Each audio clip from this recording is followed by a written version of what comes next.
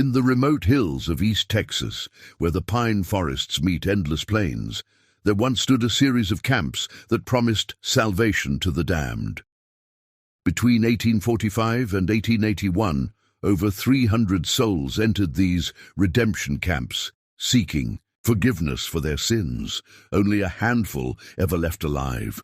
The survivors spoke in whispers of purification rituals so extreme that death seemed merciful by comparison. Federal investigators who finally breached these camps in 1881 discovered something far more horrifying than religious fanaticism. A secret cemetery containing the remains of nearly 200 victims, each bearing signs of prolonged torture. But what they found in the Damnation family's private ledgers would shake the very foundations of frontier justice and reveal a criminal enterprise so elaborate that it had operated undetected for over 3 decades. Tonight, we uncover the complete story of the most successful serial killers in American frontier history, and the twisted salvation they offered to the desperate and damned. Before we continue with the story of the Damnation family and their reign of terror disguised as salvation, let me ask you something. This channel isn't for everyone, only for those brave enough to face the darkest chapters of American history. If you're one of the few who can handle stories like this, hit that subscribe button and let me know in the comments what state you're listening from. The truth we're about to uncover will challenge everything you thought you knew about faith, justice, and the price of redemption on the American frontier. The year was 1845, and Texas had just joined the Union as the 28th state after nearly a decade as an independent republic. The frontier was a vast, lawless expanse where desperate men and women fled from their pasts, seeking either redemption or ruin in equal measure. It was a land where a man's word was his bond, where justice often came at the end of a rope, and where religious fervor burned as hot as the summer sun. Along the dusty trails that connected sparse settlements scattered across hundreds of miles, word began to spread of 3 brothers who offered something precious to the damned: immediate salvation through purification of the flesh. The Damnation family, preacher Malachi, evangelist Cornelius, and prophet Jebediah, had arrived in Texas from Arkansas in early 1845, carrying letters of recommendation from various Baptist and Methodist congregations throughout the South. Preacher Malachi Damnation stood 6 feet tall, with penetrating gray eyes that seemed to look straight into a man's soul. His black hair was always perfectly groomed, and his voice possessed an otherworldly quality that could make hardened killers weep like children. At 35, he was the eldest and most charismatic of the 3 brothers, capable of delivering sermons that left audiences both terrified and exhilarated. Evangelist Cornelius, 2 years younger, possessed an uncanny ability to read the guilt written on a person's face. He could identify a man's specific sins with such accuracy that many believed he had supernatural powers. His thin frame and hollow cheeks gave him an ascetic appearance that reinforced his reputation for spiritual insight. Cornelius specialized in what the brothers called confession extraction, getting sinners to reveal their darkest secrets. The youngest brother, prophet Jebediah, claimed to receive visions directly from the Almighty. At 28, he was built like a blacksmith, with massive hands that he claimed were blessed with healing powers. His role was to oversee the physical aspects of purification, ensuring that each penitent received exactly the level of suffering their sins demanded. Together, they established a network of redemption camps along the most desolate stretches of East Texas, where the cypress swamps met the piney woods and civilization felt like a distant memory. The camps appeared modest from the outside, canvas tents arranged in perfect circles around rough wooden crosses, with a central fire pit where the brothers would preach to gatherings of desperate souls.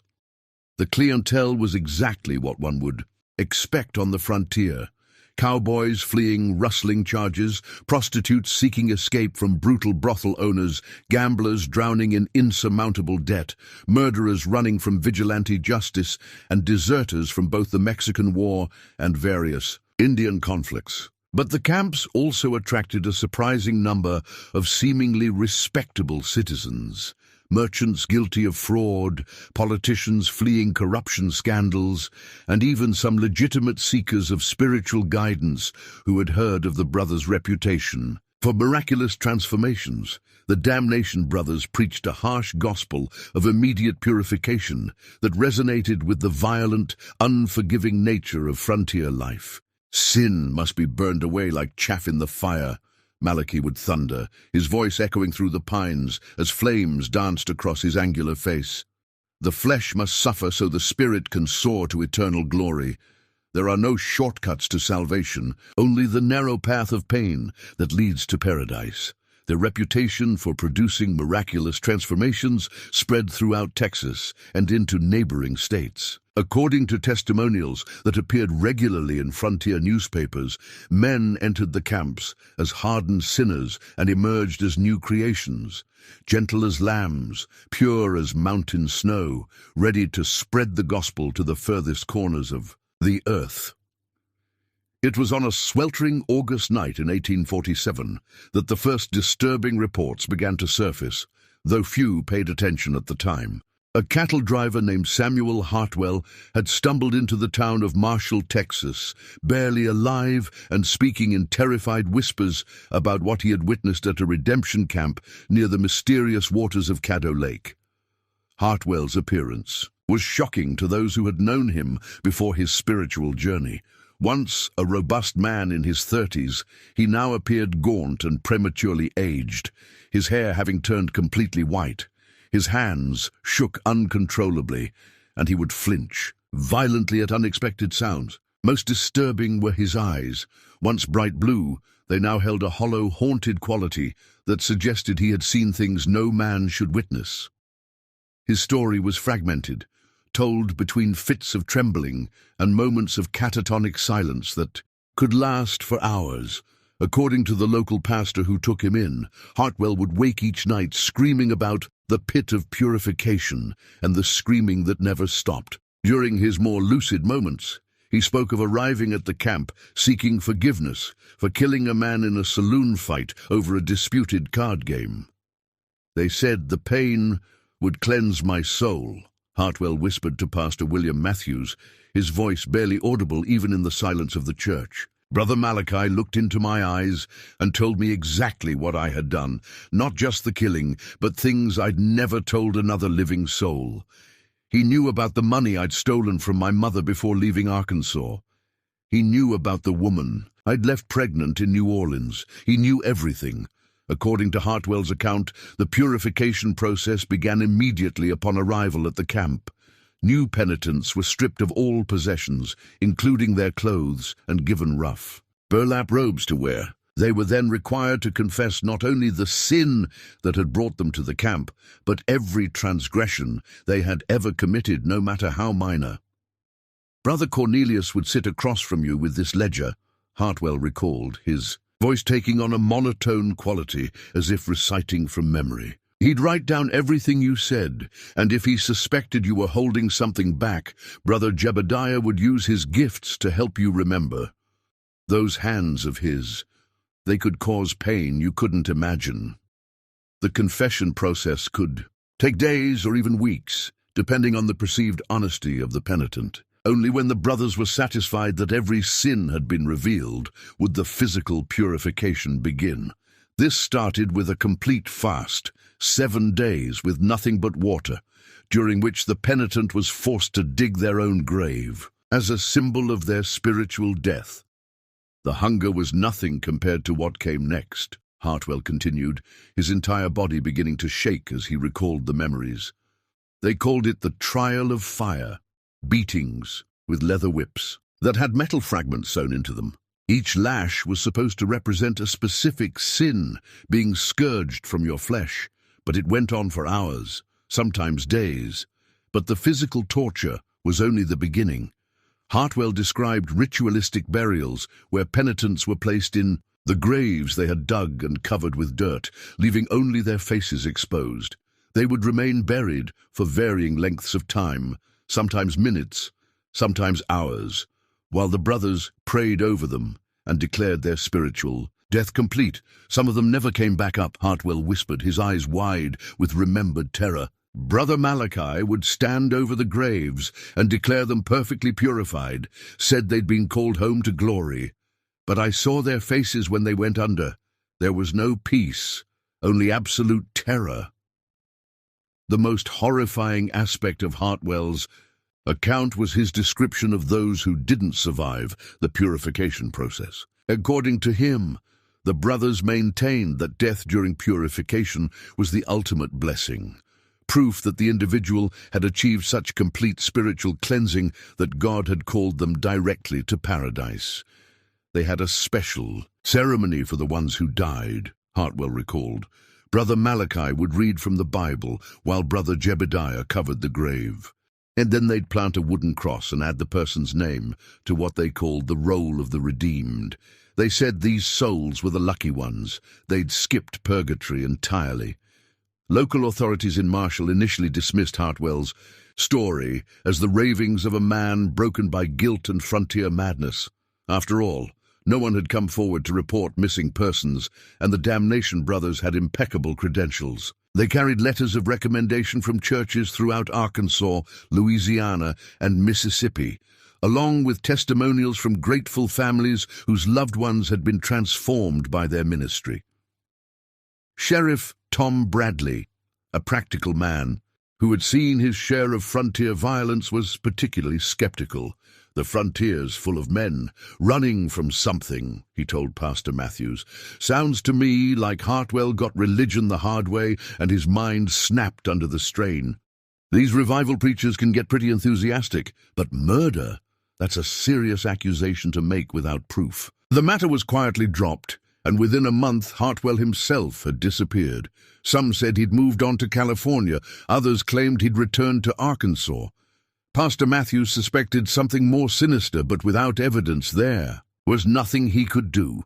The camps continued to operate without interference, their reputation for miraculous conversions growing with each passing season.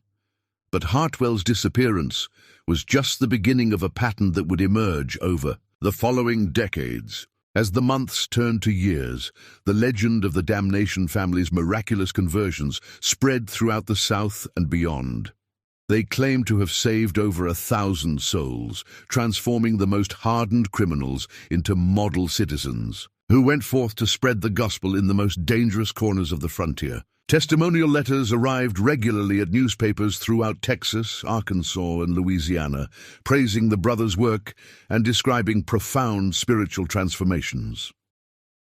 The testimonials followed a remarkably consistent pattern.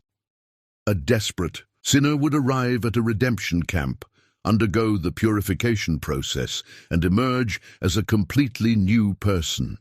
Within weeks of their transformation, they would feel called to missionary work in remote territories, California, Oregon, the Rocky Mountains, or deep into Indian territory. Their final letters to family members spoke of their overwhelming desire to bring salvation to the unreached, often requesting financial support for their evangelical missions.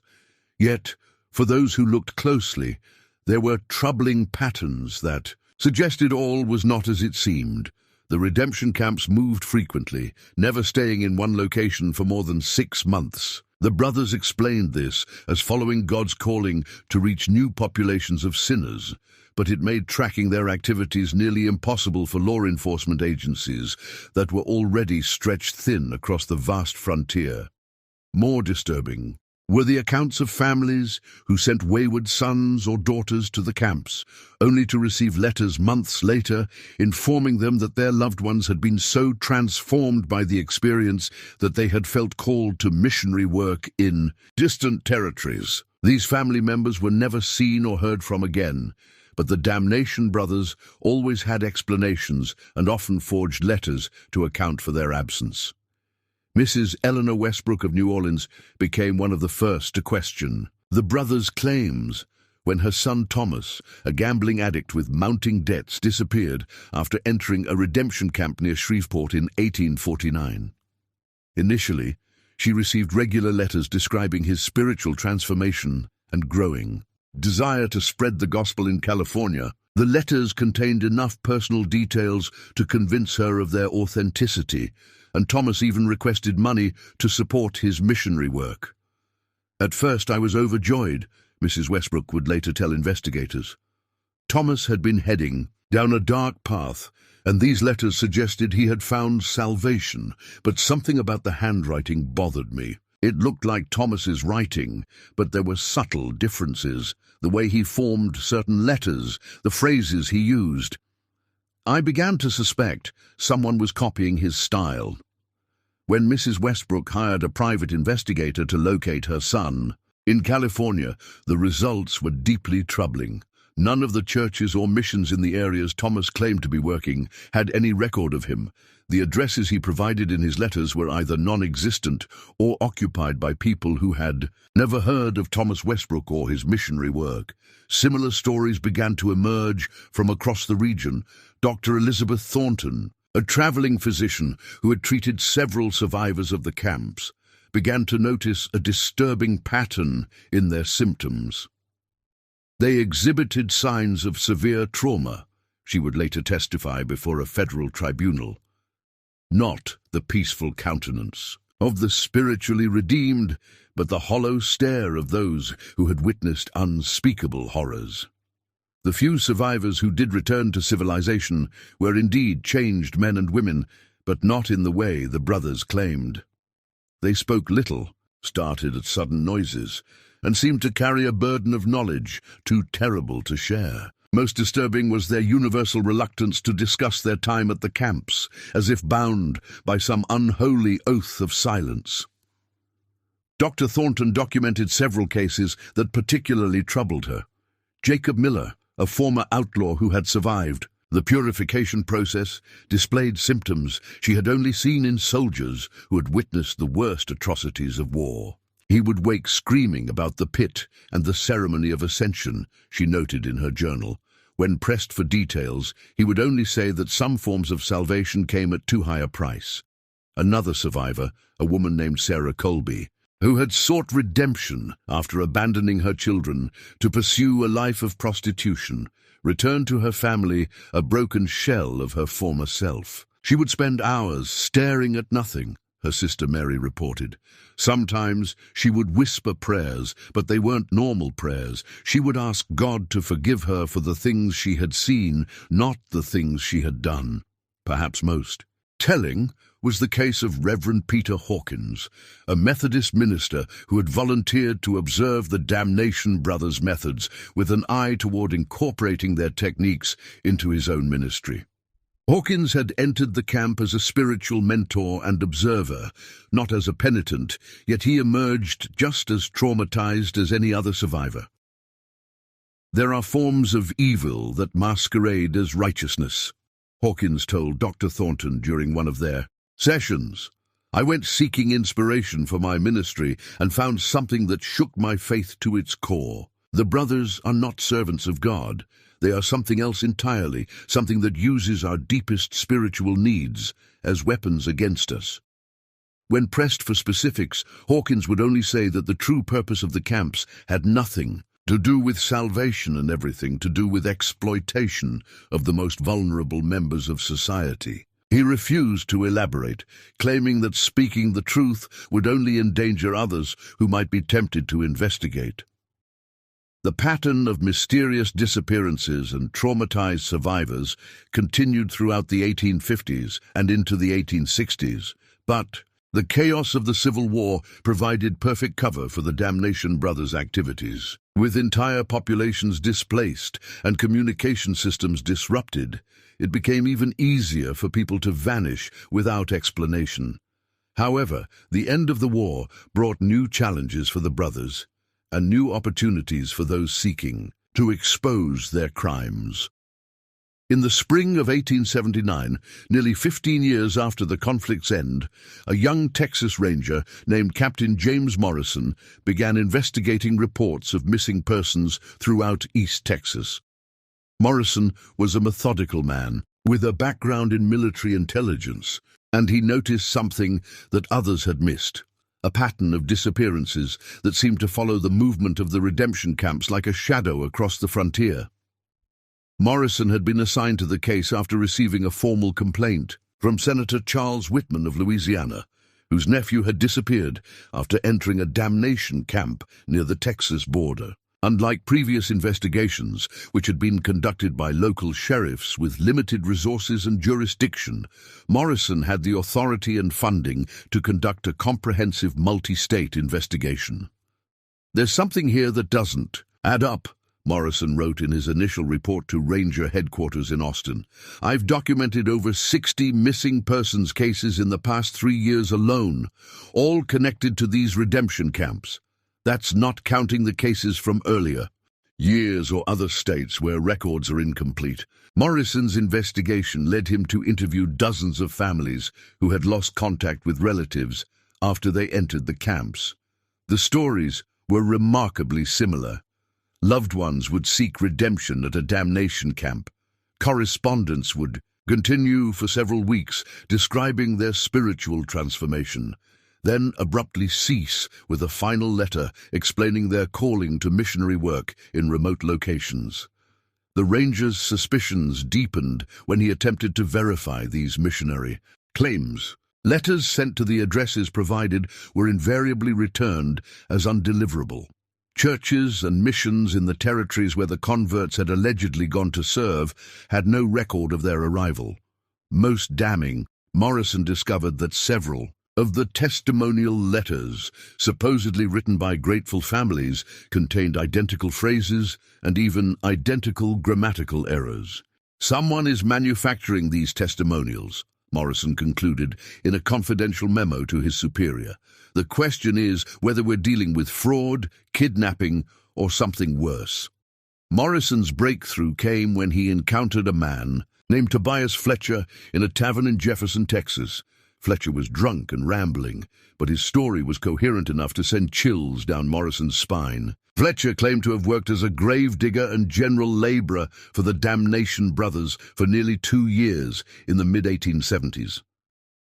"I thought I was helping with the Lord's work," Fletcher whispered, his hands shaking as he reached for his bottle. "Brother Malachi told me I was blessed to assist in the purification of souls, but some of those graves weren't for show, some stayed filled permanent-like. He'd pray over them and declare another soul saved for eternity. But I knew what was really buried down there." According to Fletcher, his duties included not only digging the symbolic graves used in purification rituals, but also disposing of the bodies of those who ascended during purification.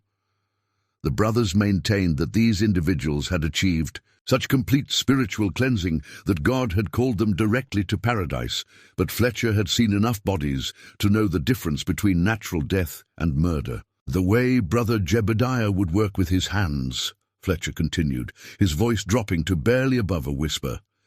"He claimed it was healing, but I saw what those hands could do. He could make a man suffer for days without killing him, drawing out every bit of information about family, money, property. Then, when they had everything they needed, he'd finish the job." Fletcher described a sophisticated operation that went far beyond simple murder. The brothers would extract detailed information about their victims' assets, family connections, and business dealings during the prolonged torture sessions. They would then use this information to forge correspondence with family members, often requesting money for fictional missionary work, while providing plausible explanations for why the missionary couldn't return home or meet in person. The money kept coming, Fletcher revealed. Families would send funds to support their loved ones' work, spreading the gospel. The brothers had it set up so the money would be forwarded through multiple intermediaries, impossible to trace back to them. Some families kept sending money for years, never knowing their sons and daughters were dead and buried in unmarked graves. When Morrison pressed Fletcher for details about the location of these graves, the man's demeanor changed completely. Terror replaced drunken bravado, and he began looking around the tavern as if expecting the Damnation brothers to materialize from the shadows. "They got eyes everywhere," Fletcher stammered, suddenly much more sober than he had appeared moments before. "People who ask too many questions about the brothers. They got a way of disappearing too. I shouldn't have said nothing." God help me, I shouldn't have said nothing. Fletcher fled the tavern that night and was never seen again. Some said he'd headed for California, others claimed he'd been found dead in the swamps near Caddo Lake. Morrison suspected the latter. But Fletcher had provided enough information to narrow his search to a specific area near the Louisiana border, where the brothers were reportedly operating their latest camp. The information Fletcher had provided was both valuable and deeply disturbing. Armed with this intelligence and a growing body of evidence, Morrison knew it was time to take decisive action, assembled a small team of trusted rangers and set out for the region near Caddo Lake, where the Damnation family was reportedly operating their latest camp.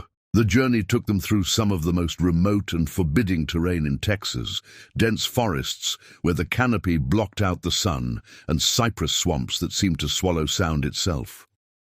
Morrison's team consisted of 3 other rangers: Sergeant Bill Crawford, a grizzled veteran of the Indian Wars; Corporal Miguel Santos, a former vaquero with unmatched tracking skills; and Private David Thompson, a young man whose sharp eyes and steady nerves had earned him a reputation as an exceptional marksman. Each man had been chosen for his discretion as well as his skills. Morrison couldn't risk word of their investigation reaching the wrong ears. As they approached the area, Morrison's team began to notice disturbing signs that suggested something was fundamentally wrong with the region. The local wildlife seemed unusually scarce.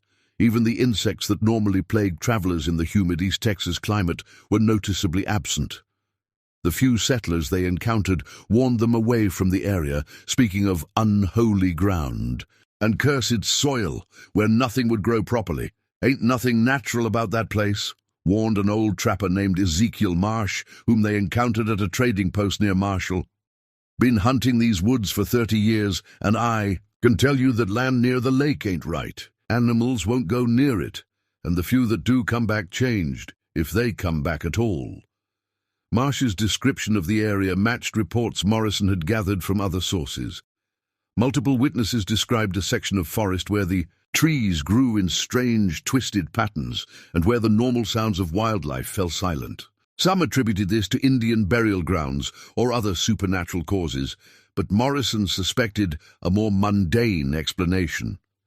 The presence of large quantities of decomposing organic matter could certainly affect local ecosystems. The team made camp several miles from the reported location of the redemption site, planning to observe the Damnation brothers' activities before making any move. Morrison's strategy was to gather irrefutable evidence of criminal activity before confronting the brothers directly. He knew that their religious credentials and reputation for good works would make it difficult to convince a jury without overwhelming proof of wrongdoing. On their first night, the Rangers heard distant sounds that confirmed their worst suspicions. Carried on the night wind from the direction of the camp came the unmistakable sounds of human suffering, screaming, pleading, and what sounded like religious chanting in languages none of them recognized. It wasn't the cry of someone in physical pain, Morrison would later write in his official report. It was the sound of a soul in absolute torment, pleading for mercy that would never come. The worst part was how it would stop abruptly, then start again hours later, as if the suffering was being deliberately prolonged. The screaming continued intermittently throughout the night, sometimes accompanied by the sound of digging and what appeared to be some form of ritual ceremony. When dawn broke, Morrison and his men found the courage to conduct a preliminary reconnaissance of the area. What they discovered in the woods surrounding the camp would challenge everything they thought they knew about the scope of the Damnation family's crimes. Fresh graves dotted the landscape like a macabre garden, far too many to be explained as symbolic elements of religious ritual. Morrison counted over 60 graves that appeared to have been dug within the past year alone, each marked with a simple wooden cross bearing only a number. But it was the smell that convinced Morrison they had found something genuinely horrific. Despite the brothers' apparent efforts to manage their burial ground, the unmistakable odor of decomposition hung heavy in the humid air.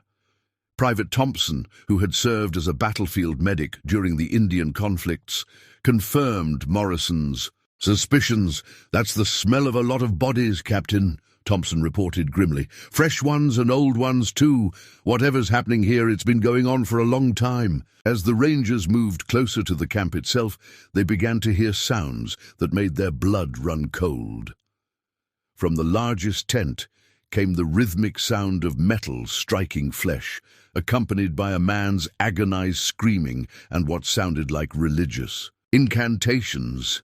The voice delivering the incantations was calm, almost conversational, creating a horrifying contrast with the obvious suffering of the victim. Morrison realized they were witnessing an active torture session, probably part of the purification process Fletcher had described. The Ranger captain faced a terrible decision: intervene immediately and risk losing the evidence needed to expose the full scope of the brothers' crimes, or allow the torture to continue while they gathered intelligence.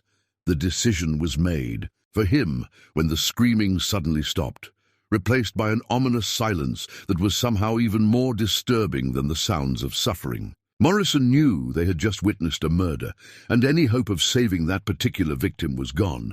Now their priority had to be gathering evidence and preventing future atrocities. Using hand signals, Morrison deployed his men around the perimeter of the camp. What they observed over the next several hours would provide the foundation for one of the most significant criminal prosecutions in frontier history. The brothers operated with the efficiency of a well-established business, their activities following a precise schedule that suggested years of experience and refinement. What Morrison and his team witnessed during their surveillance would soon lead them deeper into the investigation, revealing layer after layer of criminal sophistication that defied everything they thought they knew about frontier crime. Documented a horrific routine that revealed the true nature of the Damnation brothers' operation. Each morning began with what appeared to be a legitimate religious service, complete with hymn singing and Bible readings. New arrivals would participate in these services, probably believing they had found genuine spiritual guidance. But as the day progressed, the facade of religious devotion would gradually give way to something far more sinister. Individual counseling sessions would begin, during which Brother Cornelius would extract detailed confessions from the penitents. These sessions often lasted for hours, and the Rangers could hear increasingly desperate pleading from inside. The confession tent. "Brother Cornelius has a gift for knowing exactly what people are hiding," Morrison noted in his surveillance log. "But I'm beginning to suspect this divine insight comes from more earthly sources. Prolonged interrogation combined with psychological manipulation and probably torture." The brothers had perfected a system for extracting not only confessions, but detailed information about their victims' financial assets, family connections, and anything else that might prove profitable. They would use this information to craft convincing forged correspondence with family members, often continuing these fictional relationships for months or even years after the victim's death. Private Thompson, who had positioned himself closest to the camp, reported observing Brother Jebediah's healing sessions, which were actually torture sessions designed to break down the victim's resistance. "He's got a collection of tools that would make a Spanish Inquisitor proud," Thompson whispered during one of their nightly briefings, "and he knows exactly how to use them to cause maximum pain without killing too quickly." The most disturbing aspect of the brothers' operation was its systematic nature.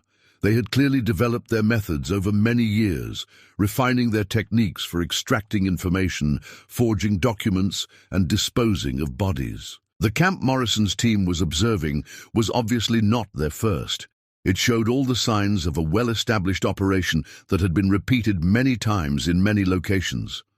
On the second night of their surveillance, the Rangers witnessed what the brothers called a ceremony of ascension, their euphemism for murder. A penitent who had apparently undergone several days of torture was brought to the center of the camp, where Brother Malachi delivered a lengthy sermon about the blessing of spiritual purification. The victim, barely conscious and showing obvious signs of prolonged abuse, was then ceremonially released from earthly bonds by Brother Jebediah. "They're not killing in a fit of religious madness," Morrison wrote in his report. "This is cold, calculated murder performed with the precision of a business transaction. The religious elements are just window dressing designed to provide psychological cover for the perpetrators and explain away the victim's disappearance." The ceremony concluded with the victim being buried in one of the numbered graves, while Brother Malachi recorded the ascension in a leather-bound ledger. The Rangers realized they were witnessing the final step in a process that had probably been repeated hundreds of times over the past 3 decades. But Morrison's team also discovered evidence that the brothers' crimes extended far beyond simple murder for profit. Hidden in the woods surrounding the camp, they found what appeared to be a workshop where documents were forged and other criminal activities planned. The brothers had clearly been involved in everything from counterfeiting currency to fraud, schemes that spanned multiple states. "We're not just dealing with serial killers," Morrison concluded after reviewing the evidence. "We're looking at one of the most sophisticated criminal enterprises in American history. These men have been using religion as a cover for every type of crime imaginable, and they've been doing it for decades." On their 3rd day of surveillance, Morrison's team witnessed something that forced them to abandon their observation post and take immediate action. A family of 4, parents and 2 young children, arrived at the camp seeking family purification for what appeared to be relatively minor moral infractions. The sight of children being led into the camp made it impossible for Morrison to wait any longer for backup or additional evidence. "I couldn't stand by and watch children become victims of these monsters," Morrison later explained to his superiors. "We had enough evidence to prove their guilt, and we had a duty to protect innocent life." Morrison's plan was to arrest the brothers during their evening service, when all 3 would be together and relatively exposed. However, the Rangers quickly discovered that the Damnation family was far more dangerous than they had anticipated. The brothers had obviously planned for the possibility of law enforcement intervention and had prepared accordingly. When Morrison's team moved in to make the arrests, they found themselves facing not only the 3 brothers, but also several heavily armed accomplices who had been posing as camp workers. What followed was a gunfight that lasted nearly an hour and left 2 of the accomplices dead and Sergeant Crawford wounded.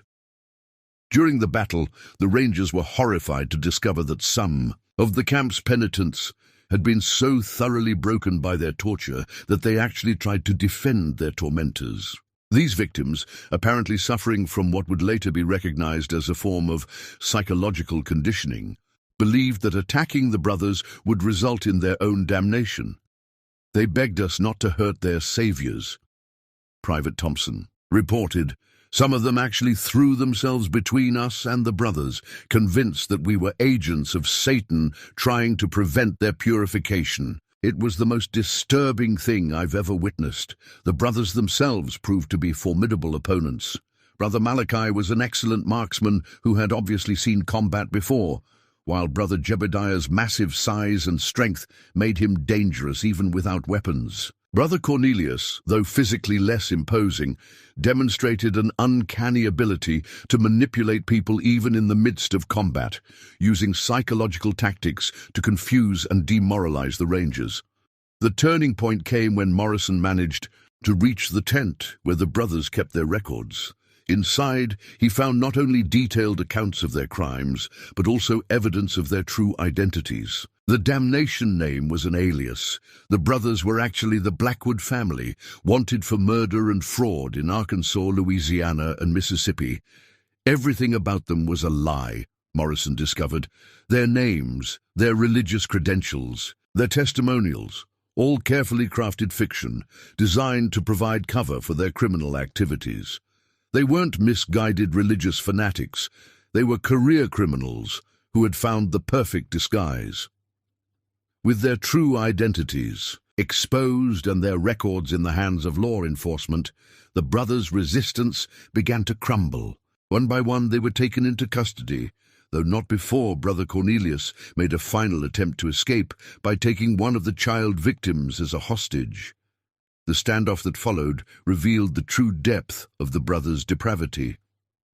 When Morrison attempted to negotiate for the child's release, Brother Cornelius calmly explained that the child had already been marked for purification, and that killing him would actually be an act of mercy. "You don't understand the service we provide," Brother Cornelius told Morrison with chilling calm. "These people come to us broken, sinful, worthless. We give their lives meaning by allowing them to participate in something greater than themselves. Death during purification is the highest honor we can bestow." It was Private Thompson who ended the standoff with a perfectly placed shot that wounded Brother Cornelius without harming the child. The remaining accomplices surrendered immediately, apparently recognizing that their cause was lost.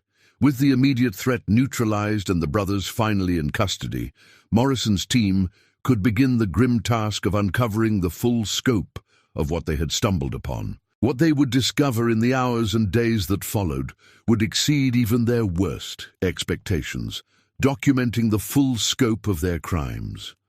What they found in the camp and the surrounding area exceeded their worst expectations and provided evidence of criminal activity spanning over 3 decades.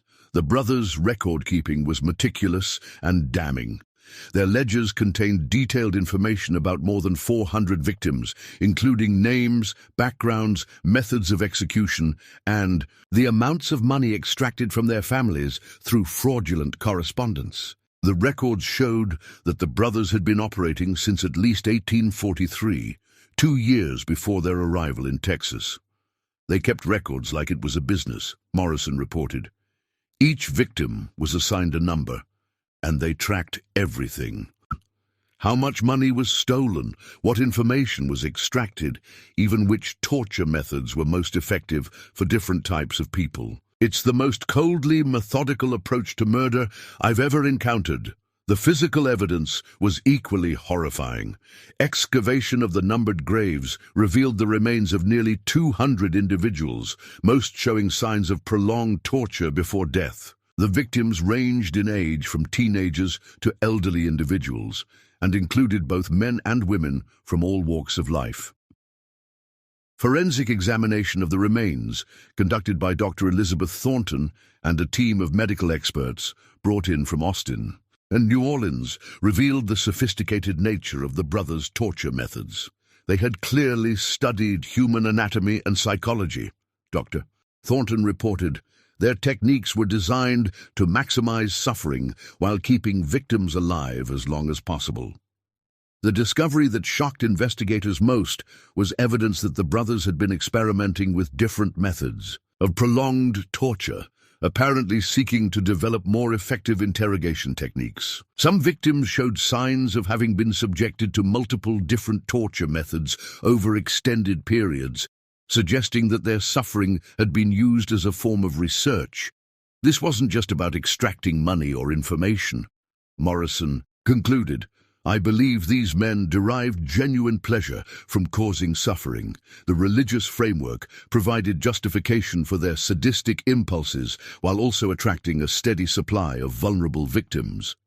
The workshop Morrison's team had discovered yielded additional evidence of the brothers' criminal versatility. In addition to document forgery equipment, they found printing plates for counterfeit currency, stolen religious artifacts that had been modified for torture purposes, and detailed maps showing the locations of other camps the brothers had operated. Throughout the South, perhaps most disturbing was the discovery of what appeared to be a training manual written by Brother Malachi, detailing methods for identifying and exploiting vulnerable individuals. The manual included psychological profiles of different types of victims, techniques for gaining their trust, and step-by-step instructions for extracting maximum value from each person before their death. They had turned human exploitation into a science, Dr. Thornton observed after reviewing the manual. Every aspect of their operation was calculated to maximize profit while minimizing risk of detection.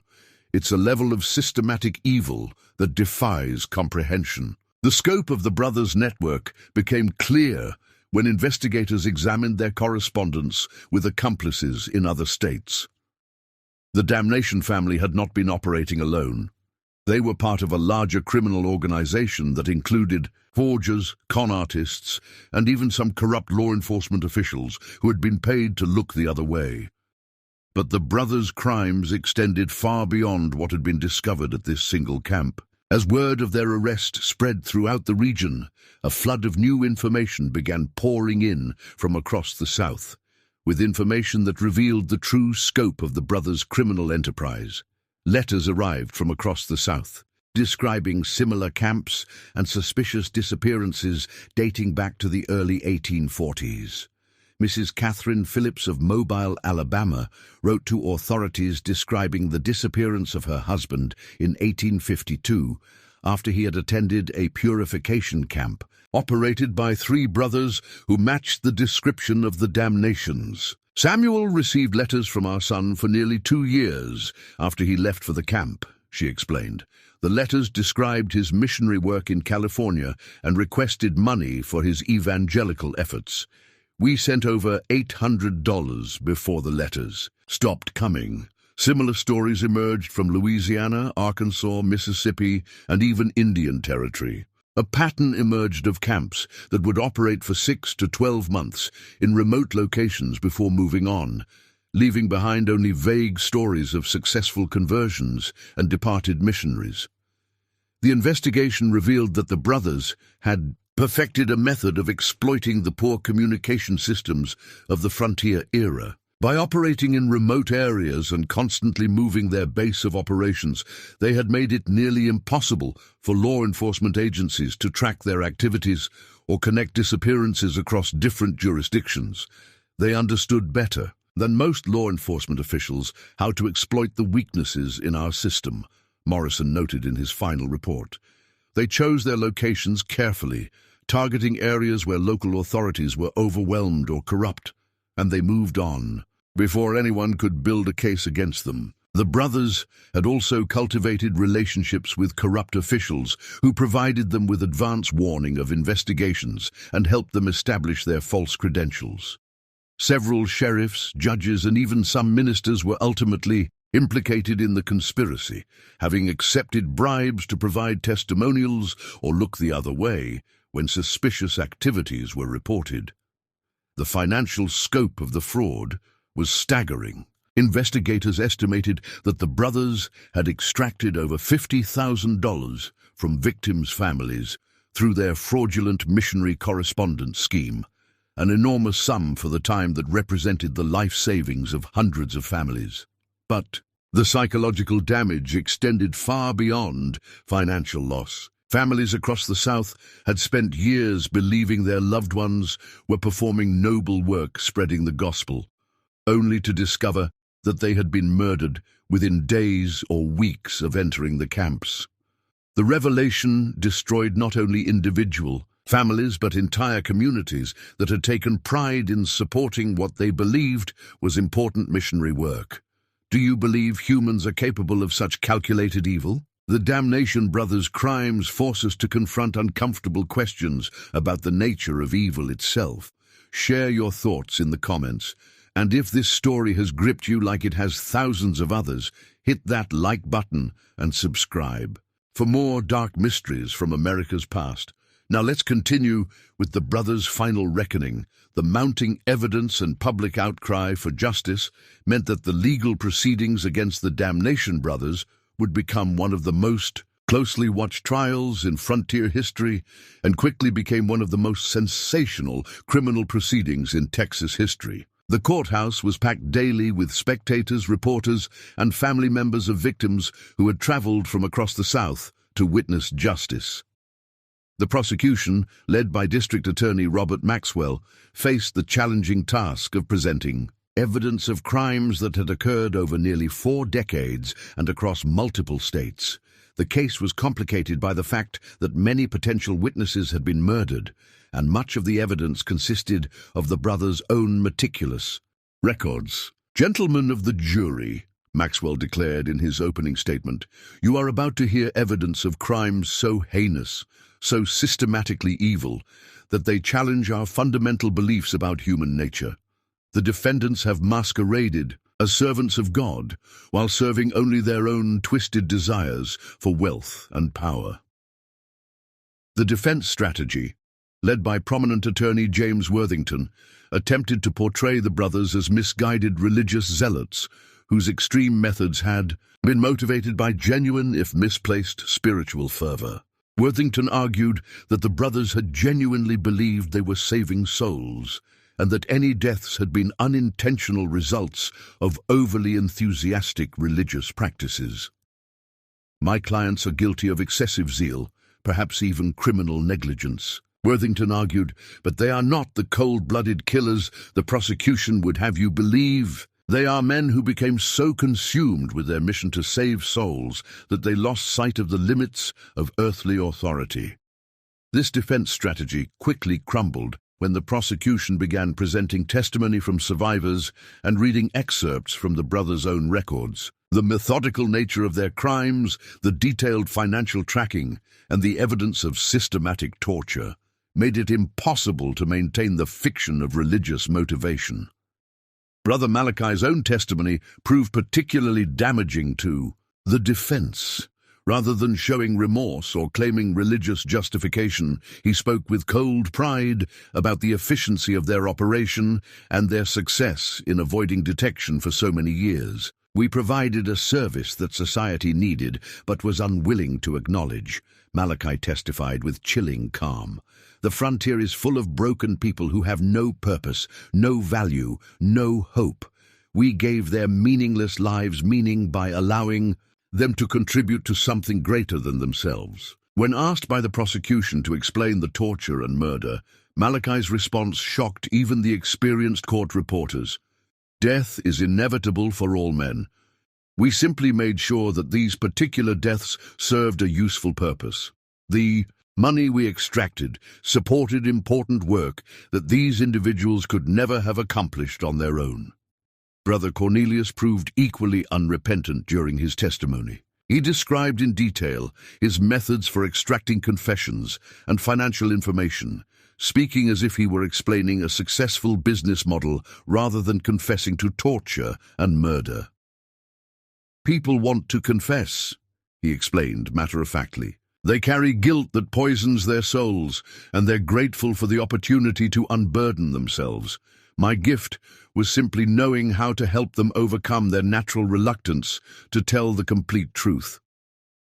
Brother Jebediah's testimony was perhaps the most disturbing, as he described his torture methods with the enthusiasm of a craftsman discussing his trade.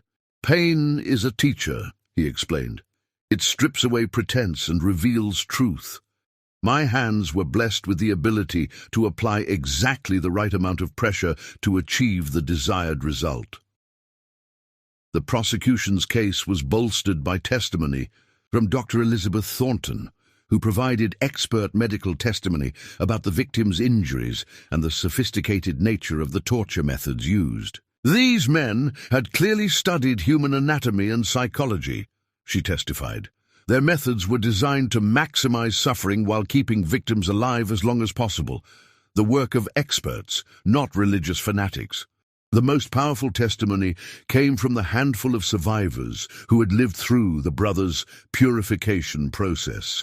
These witnesses provided first-hand accounts of the torture, psychological manipulation, and systematic murder they had witnessed during their time in the camps.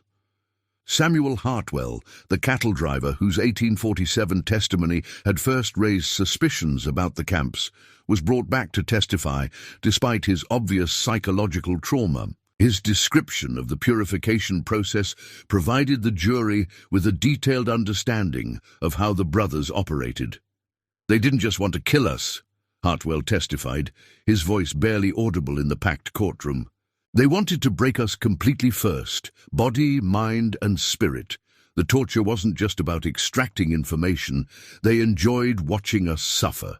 Other survivors corroborated Hartwell's account and provided additional details about the brothers' methods. Rebecca Marsh, a former prostitute who had survived 3 weeks in a camp, described how the brothers used psychological manipulation to break down their victims' resistance. They would tell you that your suffering was necessary for your salvation, she testified. They made you feel grateful for the torture, convinced you that you deserved it. By the time they were finished with you, you believed that dying would be a mercy, and that believing it would make you one of the blessed. Perhaps most disturbing was the testimony of Jacob Wheeler, a former accomplice who had helped the brothers with their forgery operations before developing a conscience and escaping. Wheeler provided insider details about the scope of the criminal enterprise and the brothers' long-term planning. They had it all mapped out, Wheeler testified.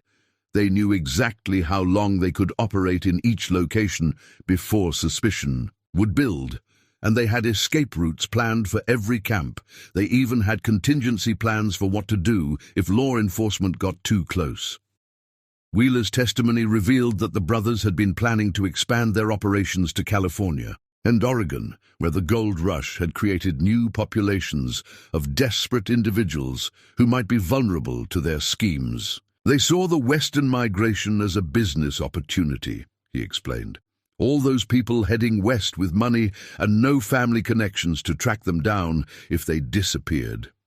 One of the most shocking moments of the trial came when the prosecution revealed the brothers' true identities and criminal histories. Court records from Arkansas showed that the men calling themselves the Damnation family were actually Jacob, Cornelius, and Josiah Blackwood, brothers who had been wanted for murder and fraud since 1841.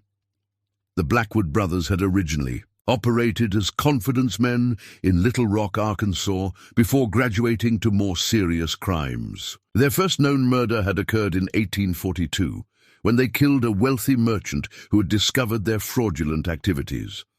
Rather than face justice, they had fled west and assumed the identities of deceased ministers whose credentials they had stolen from a burned church.